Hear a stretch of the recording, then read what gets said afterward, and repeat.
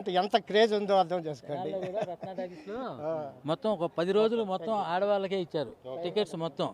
ఆయన ఏం చెప్పినా ఎవరు వెళ్ళినా ఒకటే చెబుతాడు, ఏమనంటే ముందు మీ కుటుంబాన్ని చూసుకోండి, సినిమాలు మేము ముఖ్యం కాదు, మీ ఫ్యామిలీ ముఖ్యం, మీ పిల్లలు బాగుండాలి, మీ తల్లిదండ్రులు ఆనందపడాలి. ఎప్పుడు ఆనందపడతారు? మీరు అభివృద్ధి చెందితే ఆనందపడతారు.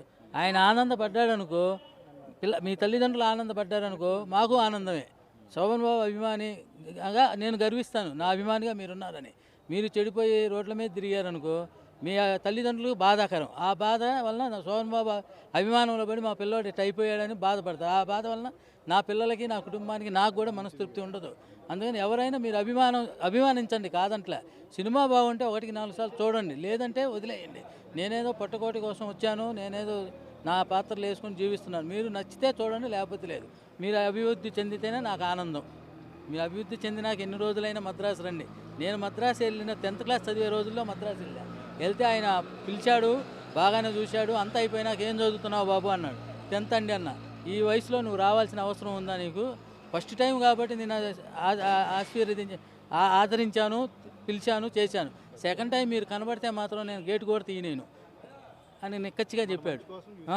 నేను అదే ఆయన చెప్పిన సూత్రాన్ని పాటించి నేను అభివృద్ధి చెందినాక, నేను రేపల్లో మెడికల్ షాప్ పెట్టుకున్నాక నేను ఫోన్ చేసి, ఇలా గురువుగారు నేను ఇట్లా షాప్ పెట్టుకున్నానంటే, శబాష్ నువ్వు ఎప్పుడొచ్చినా సరే రా, ఆనందంగా ఉండు 4 రోజులు వెళ్ళు అన్నాడు. నేను ఆ తర్వాత ఆయన చనిపోయిన రోజు మనసు వెళ్ళా. ఆ రోజు మొత్తం అక్కడే చేశాము. తర్వాత ఏదైనా మెయిన్ కార్యక్రమాలు జరుగుతుంటే విజయవాడ దగ్గరలో ఉంటే వెళ్తానండి, లేకపోతే మాత్రం దూరం అయితే రాలేను. ఎందుకంటే ఆయన మనిషే లేనప్పుడు మనం వెళ్తాం, మనసు బాధ కలిగింది అనమాట. అది అంటే ఆయన ఫ్యామిలీ మెంబర్స్తో అభిమానులు కాంటాక్ట్లో ఉన్నారండి అలాగండి? అంటే వాళ్ళ ఫ్యామిలీ ఎస్ఎన్ రావు గారు అని ఉన్నారండి. ఆయన ద్వారా అందరూ సోహన్ బాబు గారు కుమారుడు కరుణశేష్ గారికి అందరి సుపరిచితులే. అందరికీ ఆయన ఇన్విటేషన్ చేశాడు. వాళ్ళ మనవడి పెళ్ళికి కూడా ఫ్యాన్స్ వాళ్ళందరికీ ఇన్వైట్ చేశాడు. విజయవాడ దగ్గర వాళ్ళ కళ్యాణ మండపంలోనే చేశారు. అందరూ బాగా వెళ్ళారు, బాగా ఇది చేశారు. అందరిని రిసీవ్ కూడా బాగా చేసుకున్నాడు. అట్లా అందరినీ అభివృద్ధి కోరటమే చేస్తాడండి. అది ఇంకోటి ఆయన సోగ్గాడు సినిమా అంటేనే ప్రత్యేకంగా, అంటే ఈ సినిమాని చాలా సినిమాలు చేశారు.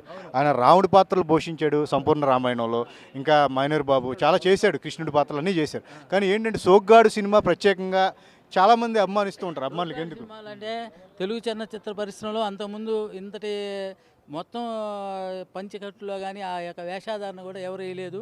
దాంట్లో ఎవరు ఇంత త్వరగా మెప్పించలేదు. ఆ సినిమాతో తెలుగు సినిమా ఇండస్ట్రీనే కాక ప్రపంచం మొత్తం అప్పుడు సోహన్ బాబు అని ఒక హీరో ఉన్నాడు అనే గుర్తింపు కలిగింది. వీరాభిమన్యు ఆ సినిమాలో గుర్తింపు పొందిన సోగ్గాడు ఇండస్ట్రీ మొత్తంలో సోహన్ బాబు మెయిన్ స్థానానికి వెళ్ళాడు. ఎన్టీఆర్ అన్నారు కూడా ఆ స్థానానికి వాళ్ళు కూడా ఆశ్చర్యపోయారు.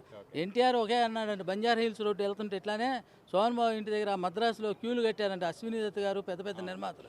ఆ పక్కన ప్రొడ్యూసర్ ఏమండి సోహన్ బాబు గారు ఇంటి దగ్గర ఇంతమంది అగ్ర నిర్మాతలు ఉన్నారు ఏంటంటే, బ్రదరు ఆయన స్టార్, అది సంతోషపడాలి, ఆయన అభివృద్ధి చెందితేనే మాకు సంతోషం అని చెప్పి అన్నారంట ఎన్టీ రామారావు గారు. అంటే అందరితో మంచి రిలేషను శోభన్ బాబు ఎప్పుడు మెయింటైన్ చేస్తూ